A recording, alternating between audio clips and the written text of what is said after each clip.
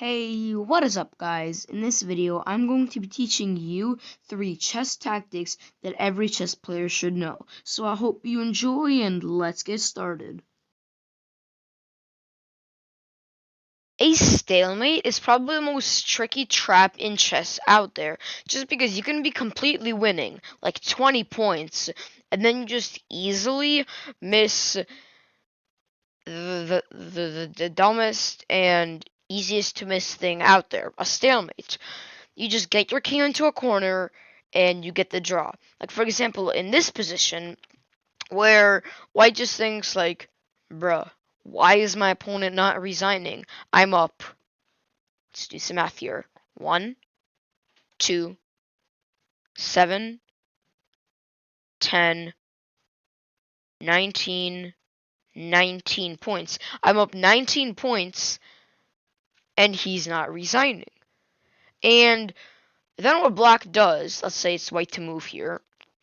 What black does is he just gets his king to the corner. Let's say white just wants a quick mate because, he got his win. He's happy. He's great. So he just goes queen f7 because it's the first move that comes to mind with the knight defending the queen. And always get your king to the corner when you're looking for a stalemate. So corner in this position would be king h8. And nope, don't get me wrong, I know that rook a8 is mate in 1, but let's say that that's not the first thing that came to your mind. Or you pre-moved rook a7 thinking that next move I have mate on h7 no matter where he goes. Hint hint, the can't goes anywhere because as I mentioned in my last video, which if you haven't already, please check out, a king can't be taken. So if it moves here, it's taken. If it moves here, it's taken. If it moves here, it's taken. So the king can't legally move anywhere, so that means black can't move. And that's called a stalemate, and it's considered to be a draw. So here, even though black is completely winning, or, geez, I'm messing up my colors here. Colorblind, honestly. White is completely winning, black got the draw. It's just how it is, and that's why you should never resign, because you can always get a stalemate. So if you're looking for a stalemate, always just get your king to the corner. And if you're looking to avoid one, if you're low on time, just try your best not to pre-move. Because, I mean, unless you have literally 5 milliseconds where you have nothing to lose, because then you will just lose on time, you have the time to, like, just see where he moves in a second, and then boom, just find the mate without stalemating. So that's how to get stalemated yourself and avoid a stalemate. So, yeah, that's a stalemate. Perpetual checks is just another very annoying trap because you've stared at the board for 1 hour, you've outplayed your opponent, your mind is blown, you finally got that fork or skewer or whatever you got to win, and then those dumb checks come in. Like in this position, where black just like is so happy after 1 hour of thinking, he's finally up a rook, and he's just happy with that. And then the brilliancy comes in with, oh no, my knight on c4. And black just thinks, my opponent's already down a rook. He's been playing well the whole game. Why is he giving up these free pieces now? Like, dude, you're already down a rook. Do you really want to be down on a rook and a knight? So he just takes the knight. And if you didn't know, a little vocabulary lesson.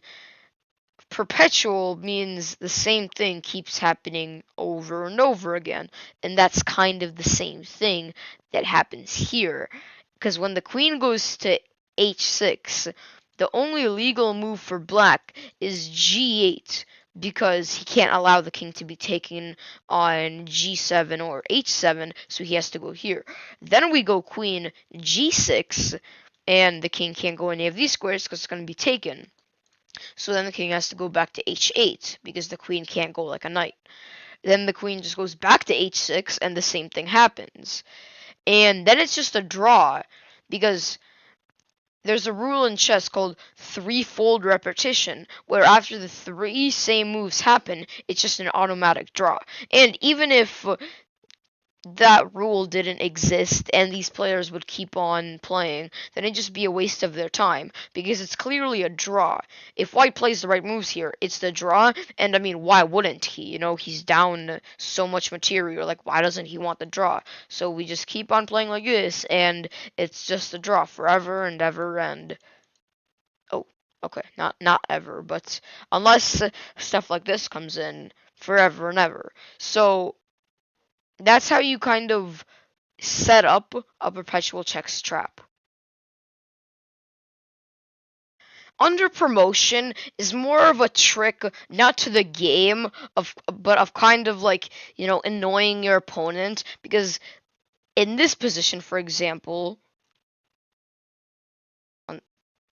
yeah, in this position, for example, um, where Black is just looking for a stalemate. Stalemate, what I mentioned earlier in this video, hope you didn't forget.